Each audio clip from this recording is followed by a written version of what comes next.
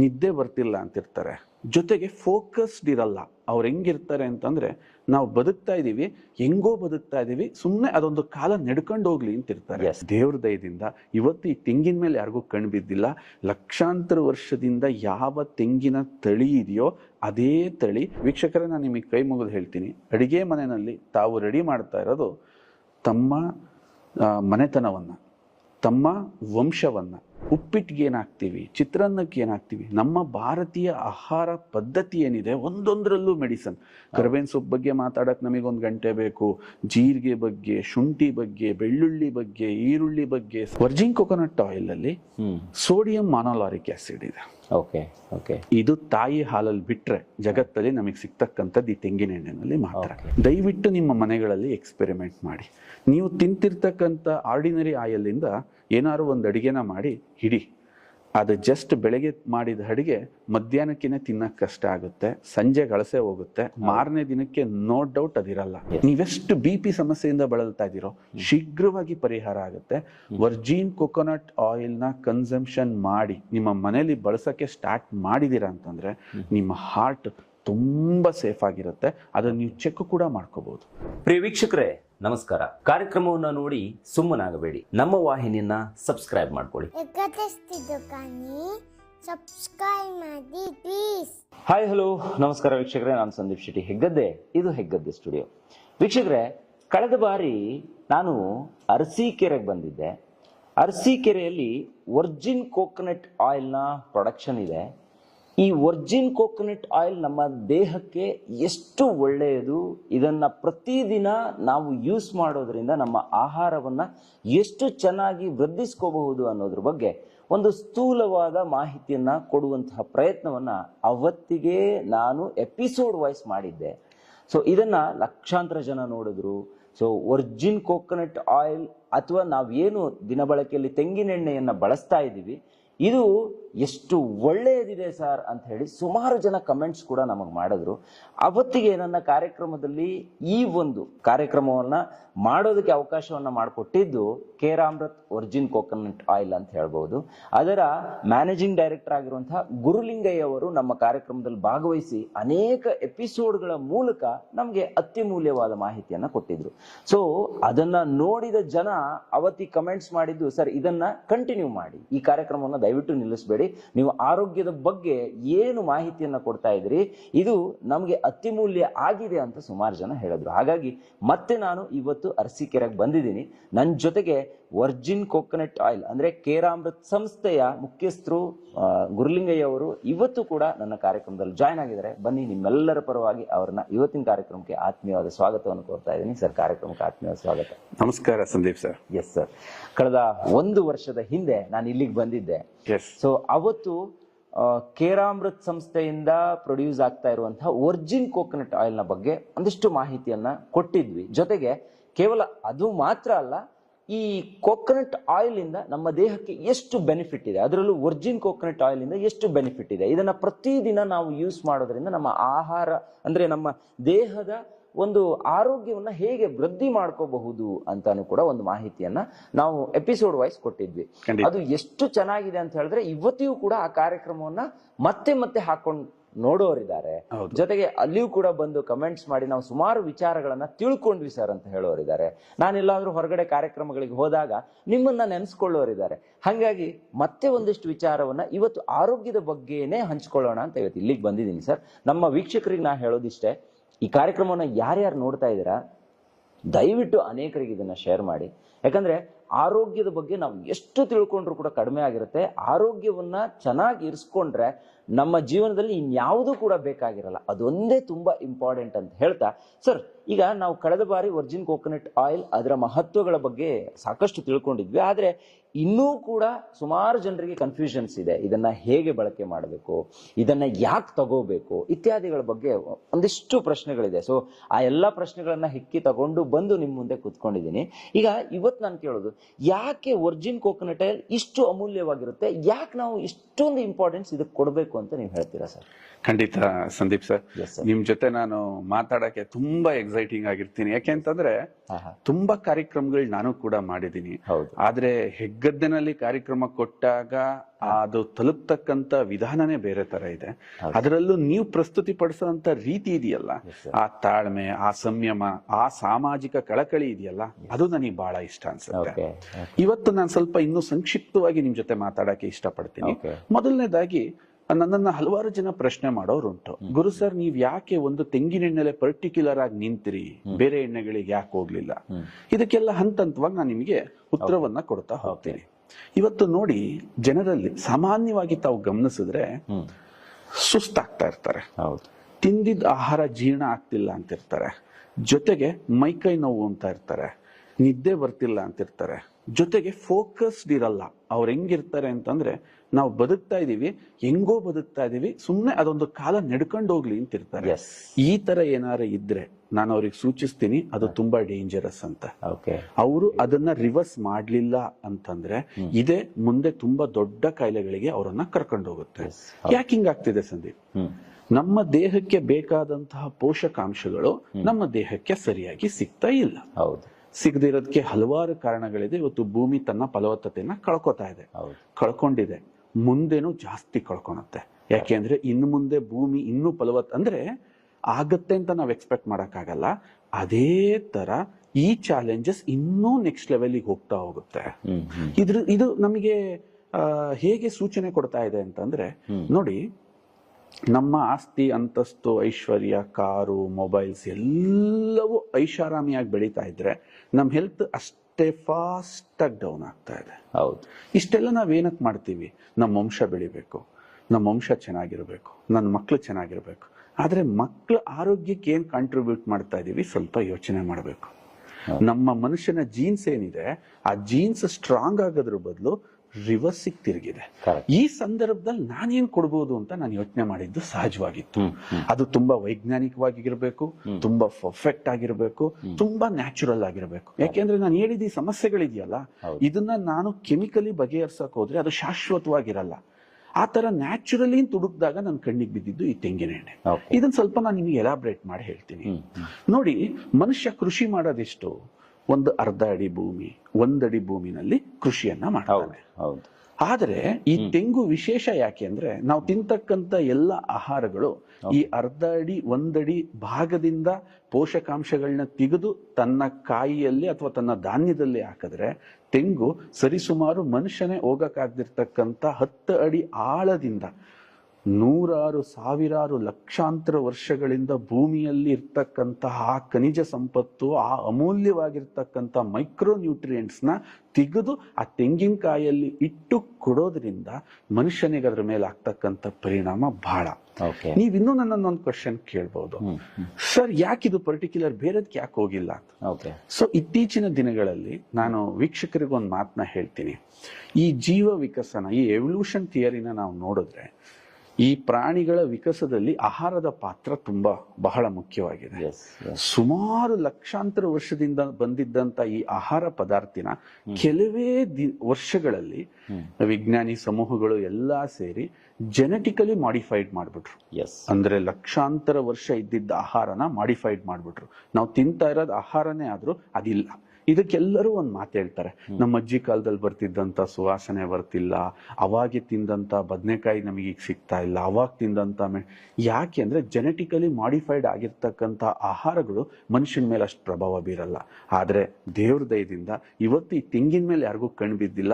ಲಕ್ಷಾಂತರ ವರ್ಷದಿಂದ ಯಾವ ತೆಂಗಿನ ತಳಿ ಇದೆಯೋ ಅದೇ ತಳಿ ಅಷ್ಟೇ ನ್ಯಾಚುರಲ್ ಆಗಿ ಈ ಮನುಷ್ಯನ ಜೊತೆ ಬಂದಿರೋದ್ರಿಂದ ಇದರಿಂದ ನಾವು ಇವತ್ತು ಈ ಸಮಸ್ಯೆಗಳಿಗೆ ಒಂದು ಎಕ್ಸಾಕ್ಟ್ ಪರಿಹಾರನ ಬಯಸ್ಬೋದು ಅಂತ ಹೇಳಿ ಈ ವರ್ಜಿನ್ ಕೋಕೋನಟ್ ಆಯಿಲ್ ಮೇಲೆ ಈ ತರ ಸಂಶೋಧನೆ ಮಾಡ್ತಾ ಜನಗಳಿಗೆ ಕೊಡ್ತಾ ಬರ್ತಾ ಇದ್ದೀವಿ.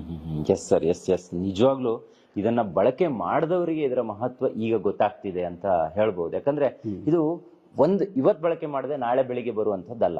ಪ್ರತಿದಿನ ಇದರ ಬಳಕೆ ಮಾಡಿದ್ರೆ ಆರೋಗ್ಯ ತುಂಬಾ ಚೆನ್ನಾಗಿರುತ್ತೆ ಅನ್ನೋದು ಈಗ ಬಳಕೆ ಮಾಡದವರಲ್ಲಿ ಬಂದಿರುವಂತಹ ಉತ್ತರ ಅಂತ ಹೇಳ್ಬೋದು. ಸರ್, ಈಗ ಈ ಪ್ರಸಕ್ತ ಸಿಚುವೇಶನ್ಗೆ ಇದು ಎಷ್ಟರ ಮಟ್ಟಿಗೆ ಪರಿಣಾಮಕಾರಿ ಅಂತ ಹೇಳ್ಬೋದಾ ನೀವು? ಖಂಡಿತ.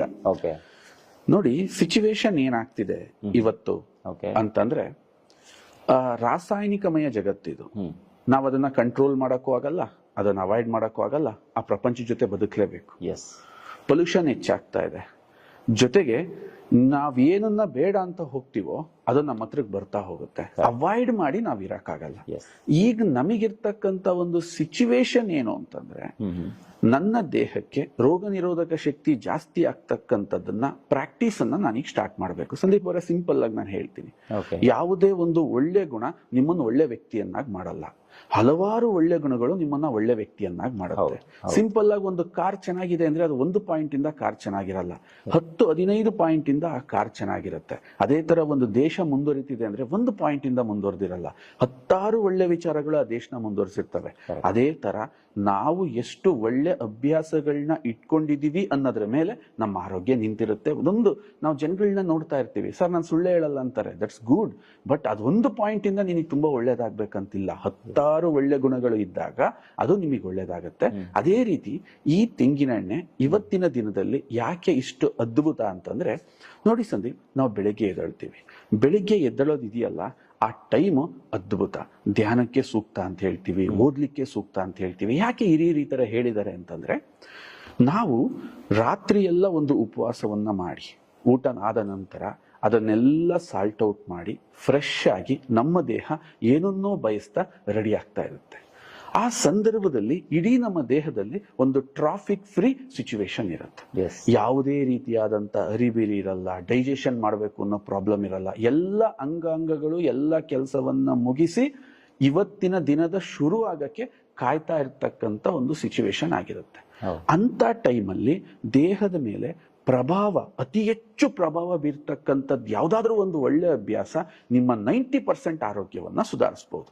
ಅದರಲ್ಲಿ ತೆಂಗಿನೆಣ್ಣೆ ಯಾಕೆ ಸೂಕ್ತ ಅಂತಂದ್ರೆ, ಇದನ್ನ ಖಾಲಿ ಹೊಟ್ಟೆನಲ್ಲಿ ತಗೊಳಕ್ಕೆ ಪ್ರತಿಯೊಬ್ರು ಯಾಕೆ ರೆಕಮೆಂಡ್ ಮಾಡ್ತಾರೆ, ಈ ಕಾಲದಲ್ಲಿ ಇದು ಯಾಕೆ ಸೂಕ್ತ? ಎಲ್ಲ ಬ್ಯುಸಿ ಇದ್ದಾರೆ ಸಂದೀಪ್, ಎಲ್ಲ ಬ್ಯುಸಿ ಇದ್ದಾರೆ, ಎಲ್ಲ ಫಾಸ್ಟ್ ಇದ್ದಾರೆ. ಸರ್, ನನಗೆ ಸಿಂಪಲ್ ಆಗಿ ತುಂಬಾ ಒಂದು ಹೆಲ್ದಿ ಬಜೆಟ್ ಅಲ್ಲಿ ಒಂದು ಬೆಸ್ಟ್ ಆರೋಗ್ಯದ ಟಿಪ್ಸ್ ಅನ್ನ ಕೊಡಿ ಅಂತಂದ್ರೆ, ಬೆಳಿಗ್ಗೆ ಎದ್ದು ಖಾಲಿ ಹೊಟ್ಟೆನಲ್ಲಿ ವರ್ಜಿನ್ ಕೋಕೋನಟ್ ಆಯಿಲ್ ನ ಕುಡಿತಕ್ಕಂಥ. ಯಾಕೆ ಇದನ್ನ ಸ್ವಲ್ಪ ನಾನು ಬಿಡಿಸಿ ನಿಮಗೆ ಎಲಾಬ್ರೇಟ್ ಮಾಡಿ ಹೇಳ್ತೀನಿ. ಬೆಳಿಗ್ಗೆ ಎದ್ದು ವರ್ಜಿನ್ ಕೋಕೋನಟ್ ಆಯಿಲ್ ನಿಮ್ ಬಾಯಿಗೆ ಹಾಕೋತೀರಿ, ಸುಮಧುರವಾಗಿರುತ್ತೆ, ತುಂಬಾ ಚೆನ್ನಾಗಿರುತ್ತೆ, ತುಂಬಾ ಡಿಲಿಷಿಯಸ್ ಆಗಿರುತ್ತೆ. ಯಾವುದೇ ರೀತಿಯ ಮುಖನ ಕಿವುಚೋದಾಗ್ಲಿ, ಇದು ಹಿಂಸೆ ಕೊಡೋದಾಗ್ಲಿ ಸಾಧ್ಯ ಇಲ್ಲ.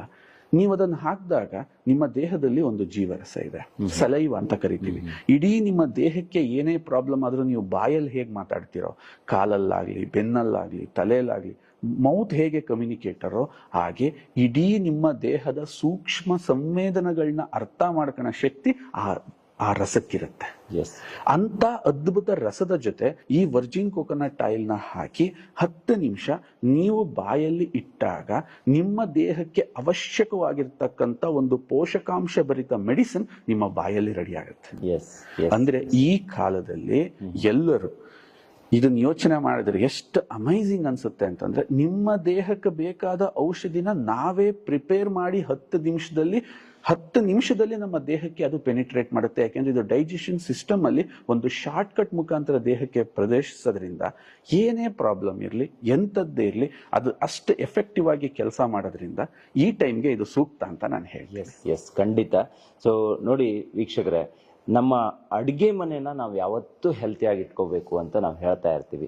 ಅದು ಇಂಪಾರ್ಟೆಂಟ್ ಕೂಡ ಆಗಿರುತ್ತೆ. ಈ ಕಾರ್ಯಕ್ರಮವನ್ನ ಅನೇಕ ಜನ ಹೆಂಗಳೆಯರು ನೋಡೋದ್ರಿಂದ ಅವರಿಗೂ ಕೂಡ ಇದು ಸೂಕ್ತವಾಗಿರುವಂತಹ ಕಾರ್ಯಕ್ರಮ ಅಂತ ಹೇಳಿ ಒಂದು ಪ್ರಶ್ನೆ ಇದೆ ಸರ್ ನನ್ನ ಹತ್ರ. ನಮ್ಮ ಅಡುಗೆ ಮನೆನ ಹೆಲ್ದಿಯಾಗಿ ಇಟ್ಕೊಳ್ಳೋದು ನಾವು ಇಂಪಾರ್ಟೆಂಟಾ? ಸೊ ಇದರಲ್ಲಿ ಈಗ ನೀವೇನು ವರ್ಜಿನ್ ಕೋಕೋನಟ್ ಆಯಿಲ್ ಹೇಳಿದ್ರಿ, ಇದರಲ್ಲಿ ಅದರ ಪಾತ್ರ ಎಷ್ಟಿರುತ್ತೆ ಅನ್ನೋದನ್ನು ಕೂಡ ನಾವು ತಿಳಿಸ್ಬೇಕಾಗತ್ತೆ. ಸೊ ಹಾಗಾಗಿ ಇದ್ರ ಬಗ್ಗೆ ಏನಂತೀರಾ ಸರ್? ಇವತ್ತು ನೀವು ಕೇಳ್ತಾ ಇರೋ ಕ್ವಶನ್ ಅಲ್ಲಿ ನನ್ನ ಬಹಳ ಖುಷಿಯಾಗುವ ಮತ್ತು ನೋಡ್ತಾ ಇರೋ ವೀಕ್ಷಕರಿಗೆ ಬಹಳ ವ್ಯಾಲ್ಯೂ ಅನ್ನ ಕೊಡ್ತಕ್ಕಂಥ ಕ್ವಶನ್ ಇದು ಅಂತ ನಾನು ಹೇಳಕ್ಕೆ.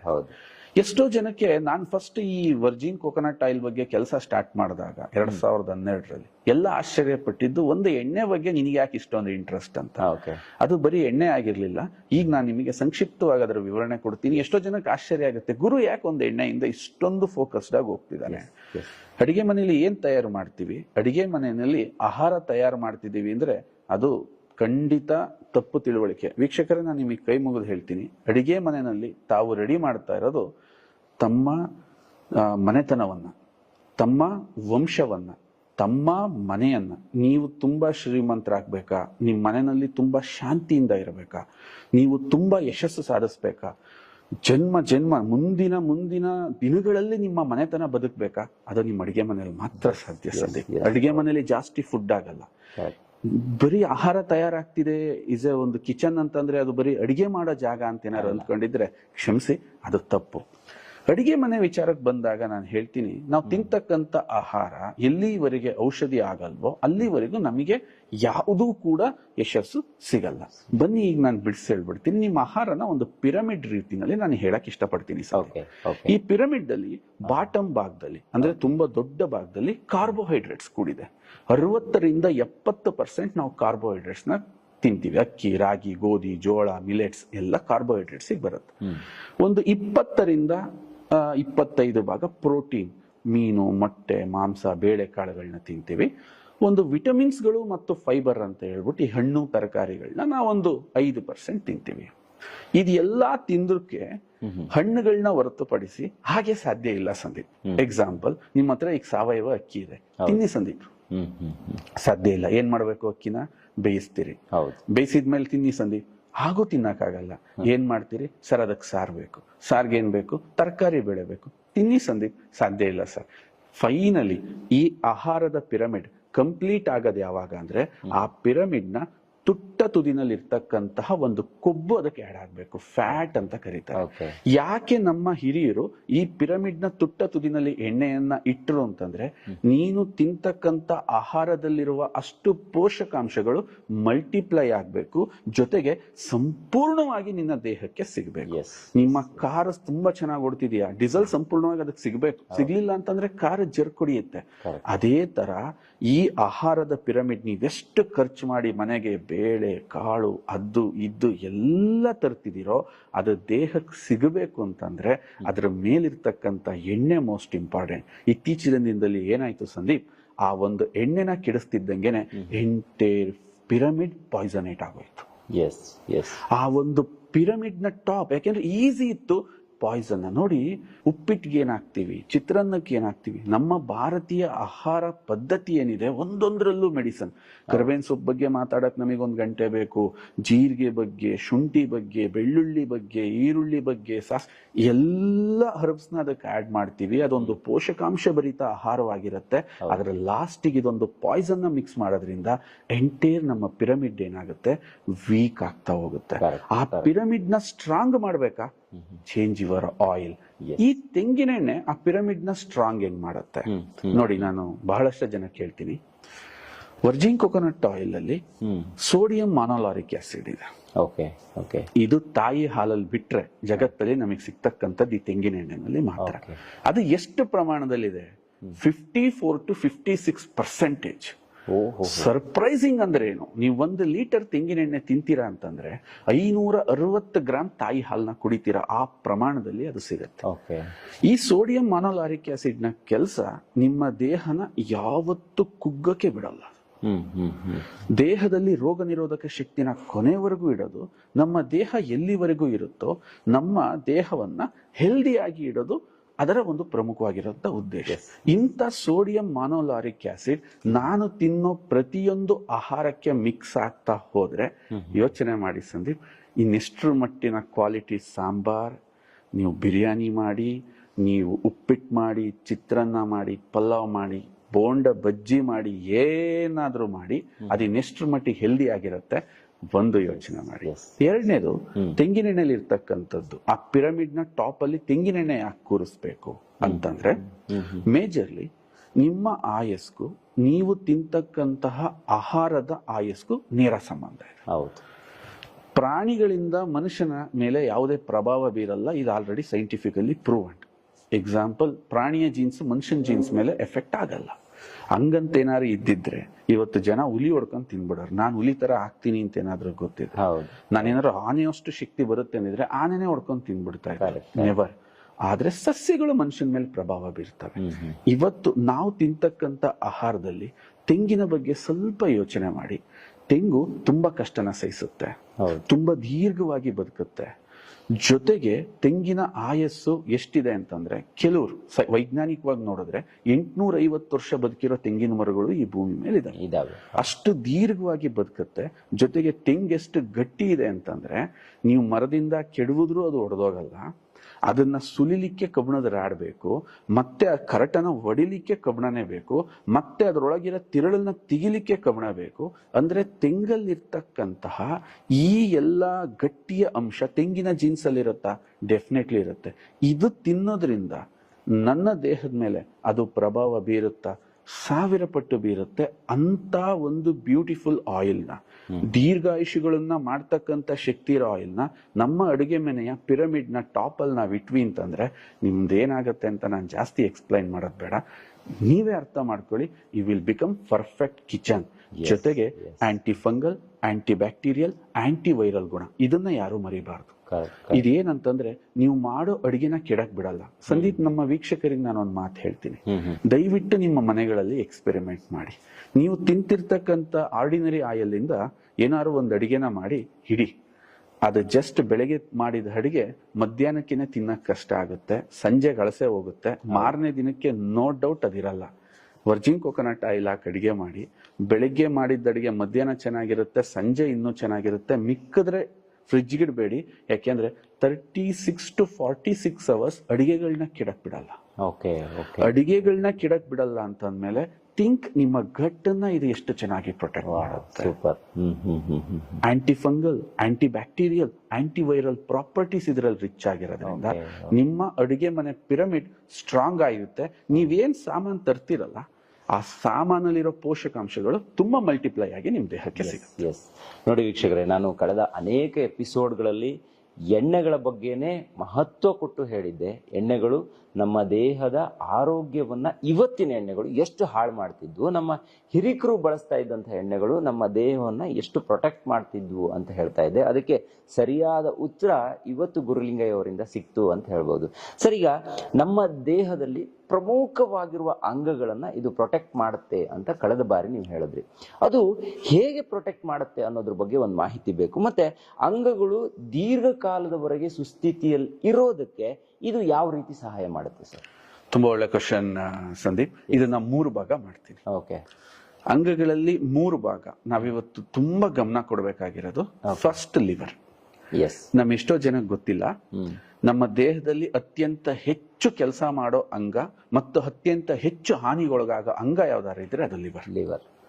ಲಿವರ್ನ ಪ್ರಾಮುಖ್ಯತೆ ಹಿಂದೆ ಈ ನಾವು ಇಂದಿನ ಕಾಲವನ್ನ ಗಮನಿಸಿದ್ರೆ ಆ ಜನ ಎಷ್ಟು ಕೊಟ್ಟಿದ್ರು ಅಂತಂದ್ರೆ, ಈ ಈಜಿಪ್ಟ್ ಅಲ್ಲೆಲ್ಲ ಹೋದ್ರೆ ಲಿವರ್ನ ಯಾವ್ದಾದ್ರು ಒಂದು ಪ್ರಾಣಿನ ಬೇಟೆ ಮಾಡಿದ್ರೆ ಆ ಪ್ರಾಣಿಯ ಲಿವರ್ನ ಪೂಜೆ ಮಾಡಿ ಆ ಲಿವರ್ನ ಬಳಸ್ತಾ ಇದ್ರು. ಅಂದ್ರೆ ಅವ್ರಿಗೆ ಗೊತ್ತಿತ್ತು ಲಿವರ್ನ ನಾವ್ ಎಷ್ಟು ಚೆನ್ನಾಗಿ ಇಟ್ಕೋಬೇಕು, ಲಿವರ್ನ ಎಷ್ಟು ಚೆನ್ನಾಗಿ. ಅಂದ್ರೆ ಲಿವರ್ಗೆ ಅದರದ್ದೇ ಆಗಿರ್ತಕ್ಕಂಥ ದೊಡ್ಡ ಪ್ರಾಮುಖ್ಯತೆ ಇದೆ.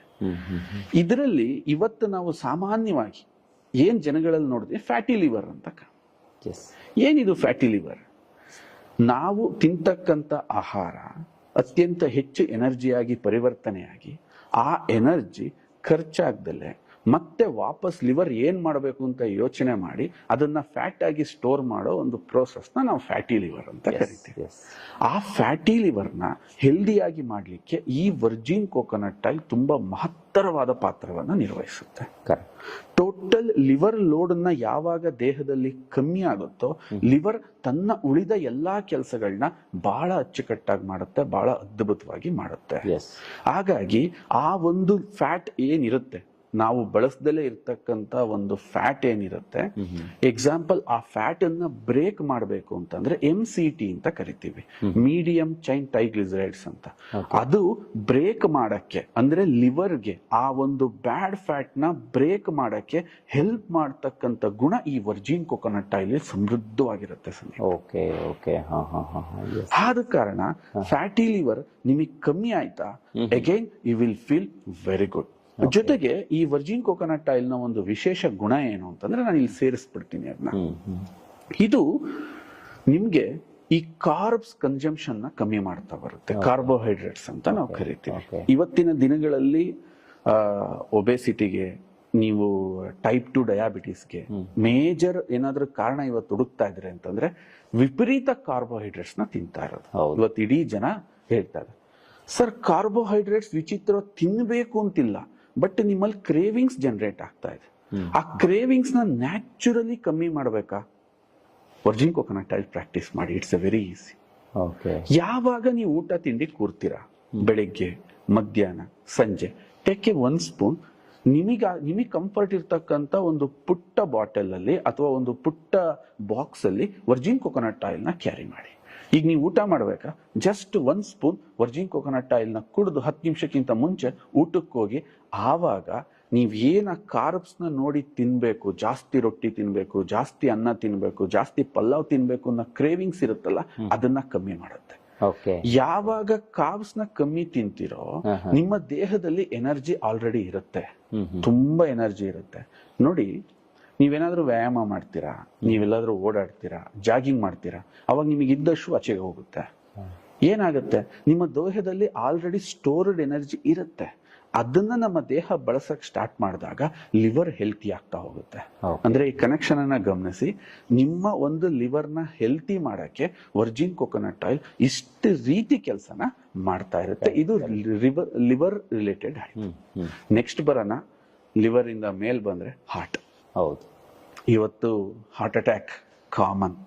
ತುಂಬಾ ಜನ ಕೇಳ್ತಾ ಇರ್ತಾರೆ, ಸರ್ ಏನ್ ಸರ್ ಇದಕ್ಕೆ ಏಜೇ ಇಲ್ವಲ್ಲ, ಯಾವ ವಯಸ್ಸರು ಯಾವಾಗ ಎಲ್ಲಿ ಹೇಗ್ ಬೇಕಾದ್ರೂ ಹೋಗ್ತಾ ಇದ್ದಾರೆ. ನನಗೆ ಈ ಹಾರ್ಟ್ ಅಟ್ಯಾಕ್ ಬಗ್ಗೆ ತುಂಬಾ ಸಂಕ್ಷಿಪ್ತವಾಗಿ ಜನ ಮಾತಾಡ್ಬೇಕಾದ್ರೆ ನಗು ಬರ್ತಿರುತ್ತೆ.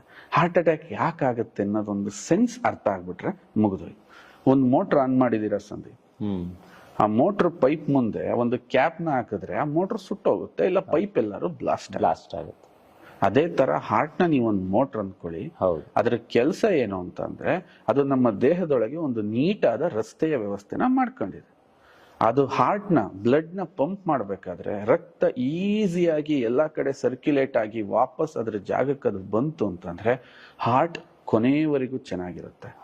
ದೇವರು ಈ ದೇಹದ ಅಂಗಗಳನ್ನ ಮಾಡ್ಬೇಕಾದ್ರೆ ನಮ್ಮ ಆಯಸ್ ಎಷ್ಟಿದೆಯೋ ಪ್ರತಿಯೊಂದು ಅಂಗಕ್ಕೂ ಈಕ್ವಲ್ ಆಗಿ ಆಯಸ್ನ ಕೊಡ್ತಾನೆ.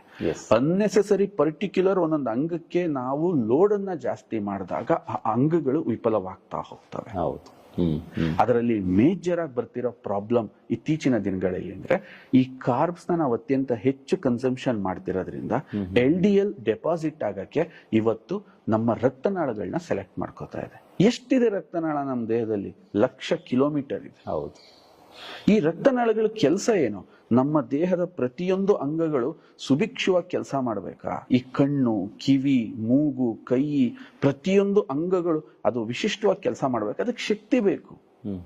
ಒಂದು ಈಗ ನಿಮಗೆ ದಾರಿ ಇದೆ ಅಂತ ನೀವು ಕುಂದಾಪುರದಿಂದ ಇಲ್ಲಿಗೆ ಬಂದಿದ್ದೀರಿ, ಬೆಂಗಳೂರಿಂದ ದಾರಿನೇ ಇಲ್ಲ ಅಂದ್ರೆ ನಾನು ನಿಮ್ಮನ್ನು ಕಮ್ಯುನಿಕೇಟ್ ಮಾಡಕ್ಕಾಗಲ್ಲ. ಈ ಊರಿಂದ ಒಂದು ದಾರಿ ಇಲ್ಲ ಅಂದ್ರೆ ಹೇಗೆ ಈ ಊರೇ ಬೆಳೆಯಲ್ವೋ?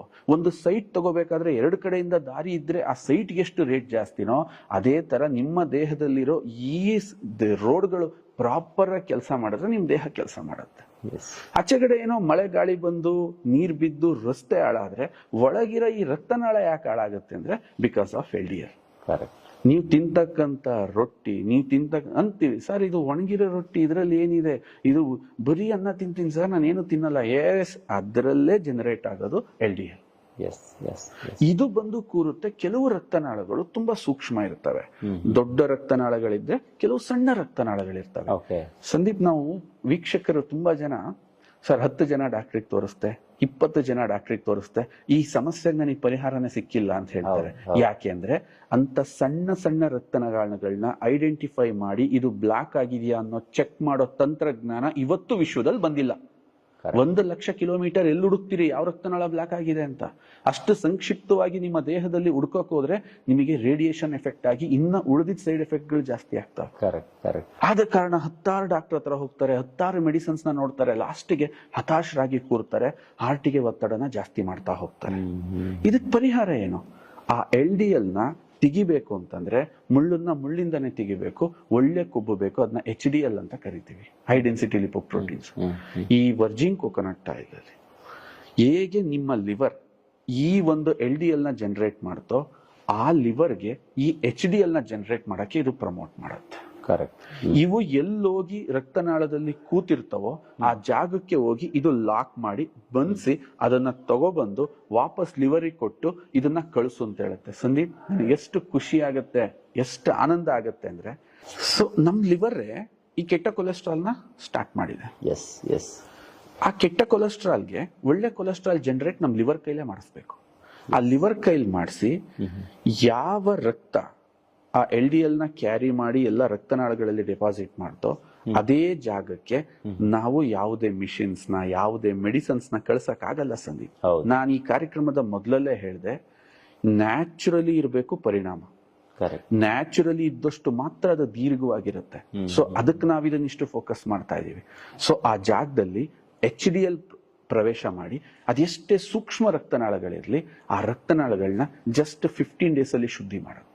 ನೀವೆಷ್ಟು BP ಸಮಸ್ಯೆಯಿಂದ ಬಳಲ್ತಾ ಇದೀರೋ ಶೀಘ್ರವಾಗಿ ಪರಿಹಾರ ಆಗುತ್ತೆ. ವರ್ಜಿನ್ ಕೊಕೊನಟ್ ಆಯಿಲ್ ನ ಕನ್ಸಂಪ್ಷನ್ ಮಾಡಿ ನಿಮ್ಮ ಮನೆಯಲ್ಲಿ ಬಳಸಕ್ಕೆ ಸ್ಟಾರ್ಟ್ ಮಾಡಿದೀರಾ ಅಂತಂದ್ರೆ ನಿಮ್ಮ ಹಾರ್ಟ್ ತುಂಬಾ ಸೇಫ್ ಆಗಿರುತ್ತೆ. ಅದನ್ನ ನೀವು ಚೆಕ್ ಕೂಡ ಮಾಡ್ಕೋಬಹುದು, ಟೆಸ್ಟ್ ಕೂಡ ಮಾಡ್ಕೋಬಹುದು. LDL HDL ನ ನೀವು ಟೆಸ್ಟ್ ಮಾಡಿ ಎಸ್ ಅದು ಪರಿಣಾಮ ಎಷ್ಟು ಬಿತ್ತು ಅಂತ ಹೇಳ್ಬೋದು. ಹಿಂಗಾಗಿ ಲಿವರ್ ನ ನಂತರ ಇದು ಹಾರ್ಟ್ ನ ಪ್ರೊಟೆಕ್ಟ್ ಮಾಡುತ್ತೆ. ಥರ್ಡ್ ಇಂಪಾರ್ಟೆಂಟ್ ಅಂಗ ನಿಮ್ಮ ದೇಹದಲ್ಲಿ ಅಂತಂದ್ರೆ ದ ಮೇಜರ್ ಬ್ರೈನ್. ಇವತ್ತು ಅತ್ಯಂತ ಹೆಚ್ಚು ಒತ್ತಡಕ್ಕೆ ಮನುಷ್ಯ ಏನಾದ್ರು ತುತ್ತಾಗ್ತಿದ್ದಾನೆ ಅಂದ್ರೆ ಬ್ರೈನ್ಗೆ ಲೋಡ್ ಜಾಸ್ತಿ. ಹಿಂದಿನ ಕಾಲದಲ್ಲಿ ಇರದೇ ಇರೋವಷ್ಟು ಮೀಡಿಯಾ, ಫ್ರೆಂಡ್ಸ್, ಸೋಷಿಯಲ್ ಮೀಡಿಯಾ, ರಿಕ್ವೆಸ್ಟ್ಗಳು, ಅಲ್ಲಾಗ್ತಕ್ಕಂಥ ತಳಮಳ, ಕೆಲಸದಲ್ಲಿರ್ತಕ್ಕಂಥ ಒತ್ತಡ, ಎಜುಕೇಶನ್ ಅಲ್ಲಿ ಇರ್ತಕ್ಕಂಥ ಒತ್ತಡ, ದಿನದಿಂದ ದಿನಕ್ಕೆ ಅದು ಕಾಂಪ್ಲೆಕ್ಸ್ ಆಗ್ತಾ ಹೋಗ್ತಾ ಇದೆ, ಪ್ರೆಷರ್ ಜಾಸ್ತಿ ಆಗ್ತಾ ಇದೆ. ಈಸಿಯಾಗಿ ಬಲಿಯಾಗೋದೇ ಅದು ಬ್ರೈನ್. ಈ ಬ್ರೈನ್ ಇವತ್ತು ನಾವು ಕೂಲ್ ಆಗಿ, ಕಾಮ್ ಆಗಿ, ತುಂಬಾ ಎಫೆಕ್ಟಿವ್ ಆಗಿ ಕೂಡ ಇಡಬೇಕು. ಯಾಕೆ ಅಂತಂದ್ರೆ ನನ್ನ ಬುದ್ಧಿವಂತಿಕೆಯಿಂದ ಮಾತ್ರ ನನ್ನ ಮನೆ ನಡೆಯುತ್ತೆ, ನನ್ನ ಕೆಲಸ ನಡೆಯುತ್ತೆ, ನನ್ನ ಉದ್ಯಮ ನಡೆಯುತ್ತೆ. ಹಾಗಾದ್ರೆ ಬ್ರೈನ್ ನ ಆಹಾರ ಯಾವುದು? ಈ ಬ್ರೈನ್ ಯಾವ್ದ್ರಿಂದ ಆಗಿದೆ? 70 to 80% ನಮ್ಮ ಬ್ರೈನ್ ಆಗಿರೋದು ಫ್ಯಾಟ್ ಇಂದ.